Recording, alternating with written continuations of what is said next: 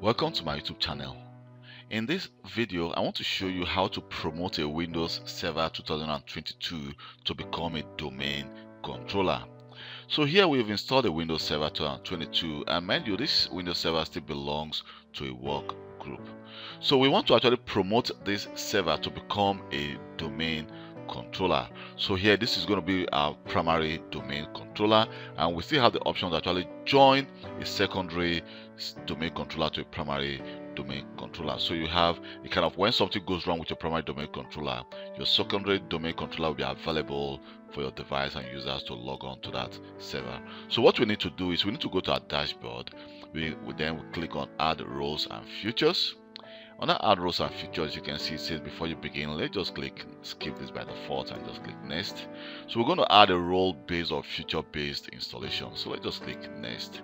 Here I'm going to actually be installing it on this DC001.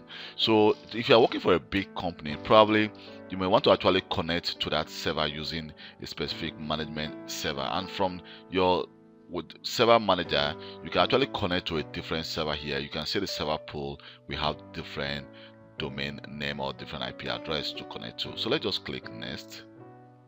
Here we're going to add a Active Directory domain service. So it says add features that are required for Active Directory domain service. So click add, and here we're going to say next. You can see that the group policy management will be added, and here you can see that the Microsoft Defender antivirus is going to be added by default. The remote server administration tools will also be added, and also do have the role administration tool. So here you can see we can actually decide to select some other options if we want, but for now I'm not going to actually configure the DNS server tools or the DSCP server tools. Let's just click next, and then you can see it says we can actually say configure Office 365 with Azure Active Directory Connect, but for now I don't want to do that, so I'm going to say next, and here we're going to do install. So what I'm going to do is I'm going to pause this video. So when this installation complete, then after the installation complete, that is when we are going to promote our Windows server. So now we're going to promote this server to a domain controller. So what I need to do is, here you can see we have the option, say promote this server to a domain controller. So just click on promote this server to a domain controller. So you can see we have different options. It says add a domain controller to an existing domain, add a new domain to an existing forest, or add a new forest. So for now we're going to add a new forest because we don't have an existing domain. So it says the root, I'm going to call this, I wrote down a name. I'm going to call this, let me just call this global ict.com, and then click next.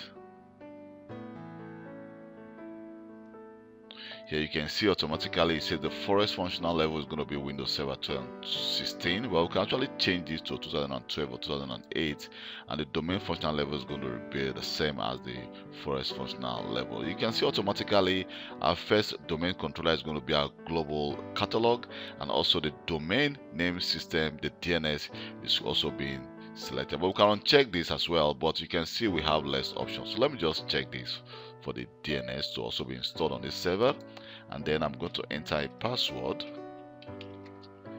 and then enter a new password, confirm your password, and then click next.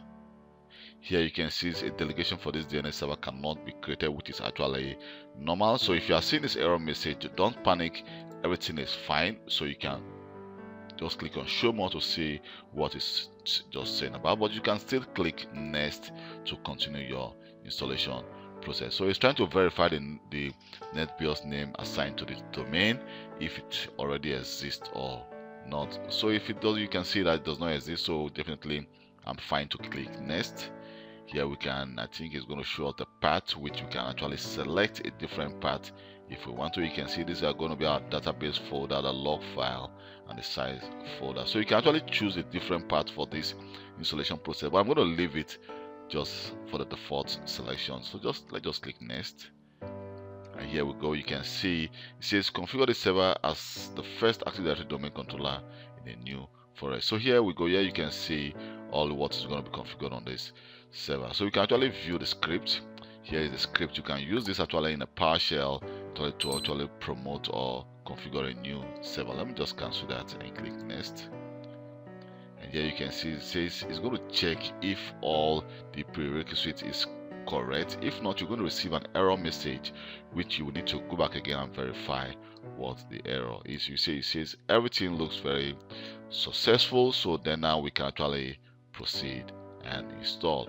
So I'm going to actually pause this video. Installation I've just started. I'm going to pause this video and come back again when the installation process has been complete. So my device just restart. So let's try to log on. This is a virtual machine. I'm going to enter Control-Alt Insert. So you can see that it's trying to log me on to Global ICT. So what I need to do is I just need to enter the password we entered during the configuration of our domain controller.